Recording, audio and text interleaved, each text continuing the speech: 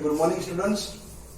Yesterday we have learned about the causes that lead to the formation of the Muslim League, and today we are going to see about the events leading to the foundation of the Muslim League. कौन कौन से event हुए जिससे मतलब मुस्लिम league बनने जा रहा था. ओके, पहले अगर हम देखने जाए तो ब्रिटिशर्स ने एक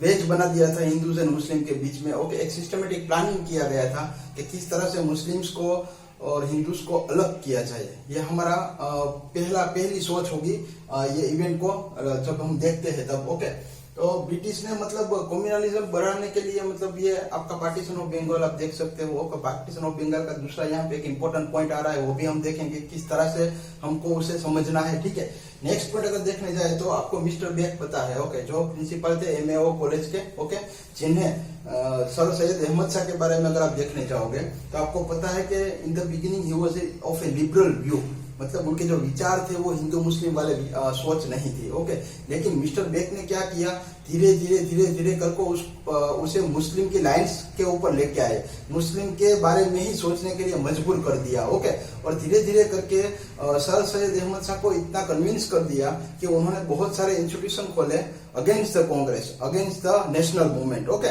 तो यहाँ पे ये जो ब्रेन वॉश किया गया था वो मिस्टर बेक के द्वारा किया गया था. ठीक है, various reactionary institution to oppose Congress. यहाँ पे sir Syed Ahmad Shah, mister Beck बहुत सारी ऐसी चीजें की है, हम नाम भी देखेंगे कि जिससे मतलब कांग्रेस का जो मतलब एक प्रभाव था, इफेक्ट था, वो कम हो जाए. ओके, अभी आप सोचोगे कि मतलब एक ही देश में मतलब दो अलग अलग कास्ट के लोग एक ब्रिटिशर को ओपोज करते हैं, एक सपोर्ट करते हैं, तो मतलब लोगों के दिमाग में मतलब कंफ्यूजन क्रिएट होगा. ओके, और आपको वो भी पता है कि अगर मुस्लिम कांग्रेस के साथ नहीं आ रहे हैं तो मतलब ब्रिटिशर का मतलब ब्रिटिशर के सामने जो पावरफुल ओपोजिशन होना चाहिए वो नहीं हो पाएगा. ओके, तो यहाँ पे कांग्रेस धीरे धीरे आगे बढ़ रहा था, उसका जो राइज था, उसकी जो पॉपुलैरिटी थी वो आगे बढ़ रही थी, लेकिन यहाँ पे ब्रिटिशर के द्वारा मुस्लिम को अलग किया जा रहा था, उनको अलूफ रखा जा रहा था कांग्रेस से. ओके, कोई भी सिस्टमेटिक प्लानिंग किया जा रहा था कि जिस तरह से मतलब मुस्लिम लोग है वो कांग्रेस के साथ न जाए. Okay,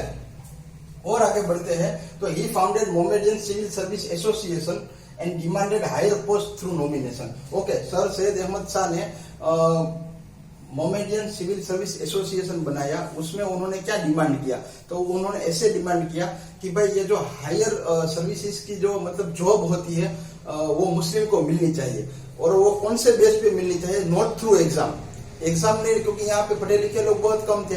not through exam but through nomination, मतलब मुस्लिम माइनॉरिटी है या मतलब पीछे है, बैकवर्ड है, इकोनॉमिक बैकवर्ड वाले हमने आगे कोशिश भी देखे. ओके, तो on the basis of economic backwardness इनको मतलब नॉमिनेट किया जाए. Okay, without exam. तो ये वाला मतलब उन्होंने डिमांड किया था. ओके, और उसके लिए एसोसिएशन बनाया गया था. ओके, फिर मिस्टर बेक थे, उन्होंने भी मतलब एक इंडियन पेट्रोटिक एसोसिएशन बनाया था जिसमें मुस्लिम की राइट्स है वो सेफ गार्ड हो जाए, मतलब उनकी जो राइट्स उनको जो दी जाती है वो मतलब ब्रिटिशर को किस तरह से मतलब लुभाना है, ब्रिटिशर को किस तरह से लॉयल रहना है, वो सब बातें यहाँ पे सिखाई जाती थी मिस्टर बेक के द्वारा कि किस तरह से आपका काम निकल सकता है, किस तरह से आप अगर लॉयल रहोगे ब्रिटिशर से तो आपकी जो कौम है वो किस तरह से आगे बढ़ पाएगी. ओके, तो यहाँ पे मिस्टर बेक ने भी एक एसोसिएशन सेटअप किया, इंडियन पेट्रोटिक एसोसिएशन. ओके, यहाँ पे सर सैयद अहमद शाह ने association Mohammedan civil service association बनाया था. ओके, तो यहाँ पे ये दो एसोसिएशन के नाम याद रखने हैं और उनका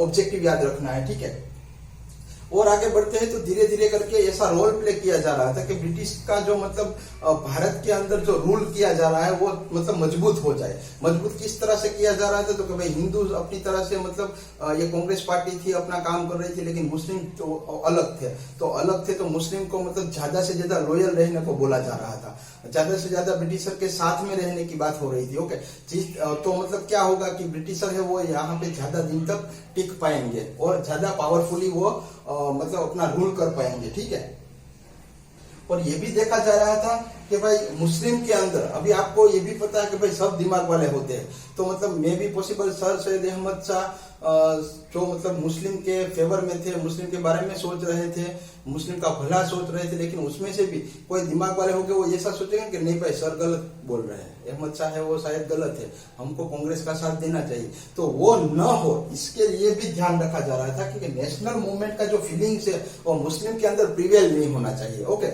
और आगे बढ़ते हैं। A conference to keep Muslim away from the Congress. अभी यहाँ पे एक कॉन्फ्रेंस मतलब रखा गया था जिससे मतलब ये देखा जाए कि भाई मुस्लिम लोग है ना वो कांग्रेस के साथ कोई भी हालात में जाने नहीं चाहिए। ओके, उनको समझाया जा रहा था, उनको लुभाया जा रहा था, उनको बहुत सारी उनकी जो मुस्लिम की डिमांड थी उसको मतलब माना जा रहा था। ये सब चीजें करके एक ही मकसद था कि भाई मुस्लिम से वो कांग्रेस के साथ नहीं जाने चाहिए। ठीक है, 1893 में मोहम्मदियन डिफेंस एसोसिएशन एक दूसरा एसोसिएशन बनाया गया to prevent Muslim joining Congress. यहाँ पे मुस्लिम है वो कांग्रेस का साथ ज्वाइन ना हो उसके लिए एक एसोसिएशन बनाया गया था। ओके, और सर सैयद अहमद शाह थे जो एक मुस्लिम लीडर थे, बहुत सारे लोग उनका मतलब रिस्पेक्ट करते थे। तो मतलब आपको पता है कि उनका मतलब एक मुस्लिम जो एक सिनारियो जो खड़ा किया गया था सर सैयद अहमद शाह के दिमाग में, ओके, तो वो ज्यादातर सक्सेसफुल रहा था क्योंकि मोस्ट ऑफ मुस्लिम थे वो कांग्रेस से दूर थे, मतलब उसके साथ नहीं जा रहे थे। ओके, तो यहाँ पे मिस्टर बेग का जो मतलब एक टारगेट था या ब्रिटिश का एक टारगेट था कि through sir Syed Ahmad Shah okay Muslims को कांग्रेस से दूर रखा जाए, तो ये काफी हद तक सफल हो गया था। ठीक है, अभी लॉर्ड कर्जन का पार्टीशन ऑफ बंगाल आपको पता है। ओके, तो यहाँ पे उन्होंने इस तरह से पॉइंट दिया गया है कि लॉर्ड कर्जन यह दिखाना चाहते थे कि मुस्लिम जो लॉयल है ब्रिटिश की तरफ, ओके, तो उनको रिवॉर्ड दिया जा रहा है। जो ईस्ट मतलब बंगाल जो बन रहा था आपको पता है वो मुस्लिम मेजोरिटी वाला था, तो मतलब उनको इस तरह से कहा गया इनडायरेक्टली कि ये आपको रिवॉर्ड दिया जा रहा है, आपको अलग एक पूरा मतलब एक पार्टीशन दे रहे हैं हम, आप अलग मेजोरिटी में आप अपनी जगह पे रह सकते हो। इस तरह से मतलब लुभावने मतलब जो एक सोच थी वो मुस्लिम के दिमाग में एरोस की जा रही थी। ओके, फिर यहाँ पे मिस्टर बेग थे, अभी एक नए प्रिंसिपल आए हैं एमओए कॉलेज के, मोहम्मदियन एंग्लो ओरिएंटल कॉलेज के मिस्टर आर्ची बेग। उन्होंने एक कंप्लीट प्लान बनाया कि किस तरह से हिंदू और मुस्लिम के बीच में religion on the basis of religion अलग कैसे किया जाए, एक कंप्लीट प्लान तैयार किया गया था। ओके, और उसके लिए उन्होंने नवाब जो शिमला के थे उनको बुलाया, उनके साथ मीटिंग किया और उनको कहा कि आप मुस्लिम के लिए एक अलग इलेक्टोरेट की डिमांड करो ब्रिटिशर से। समझ में आया? ये पार्टीशन, जो पार्टीशन वर्ड आता है इंडिया एंड पाकिस्तान, यहाँ से फल फूल रहा था, फ्रूट यहाँ से मतलब ये बाहर आ रहा था।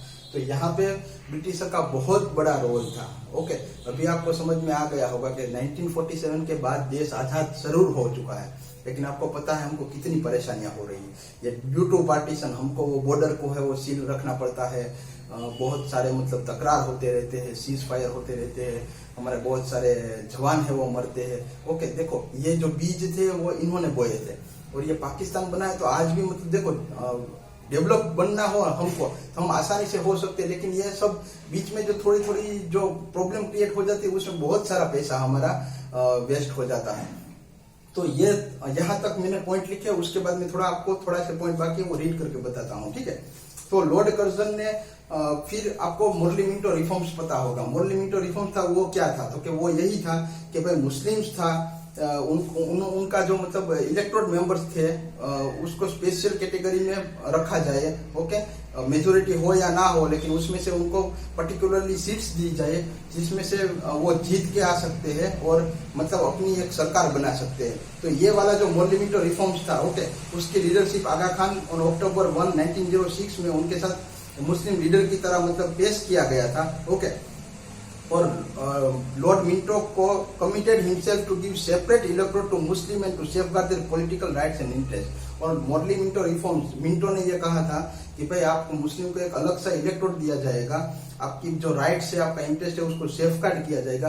तो इस तरह से हिंदू एंड मुस्लिम को अलग किया जा रहा था, डिवाइड एंड रूल पॉलिसी के बेस पे कंप्लीट सिस्टमेटिक प्लानिंग था। ओके, एंड कांग्रेस जो धीरे धीरे आगे बढ़ रही थी उसको डीम करने की कोशिश हो रही थी, मुस्लिम्स को दूर रखने की कोशिश हो रही थी। ये थे events. Okay, A meeting of Mohammedan Education Conference was held in December 1906 to form a separate body of the Muslim. Many Muslim leaders were invited to meet at Dhaka. They meet under the chairmanship of Waqar ul Mulk, who justified the organization of the Muslim in a separate body. A long discussion over this subject led to the foundation of Muslim League in 1906. तो मतलब यहाँ पे बार बार उनको कहा जाता था कि ये पार्टीशन ऑफ बंगाल है वो भी आपके लिए किया जा रहा है, आपको रिवॉर्ड मिल रहा है, आप अपना शिमला के, हमने ये देखा लॉर्ड कर्जन ने उनको मतलब हाँ ये नवाब ऑफ शिमला थे उसको मतलब उनके साथ मीटिंग किया गया, उनको बोला गया कि आप सेपरेट इलेक्टोरेट की बात करो। तो ये सब हमारे इवेंट्स है जिसने मतलब मुस्लिम लीग को मजबूत बनाया और फाउंडेशन क्रिएट किया गया। ओके, तो ये था हमारा events leading to the foundation of Muslim League. Okay, thank you very much.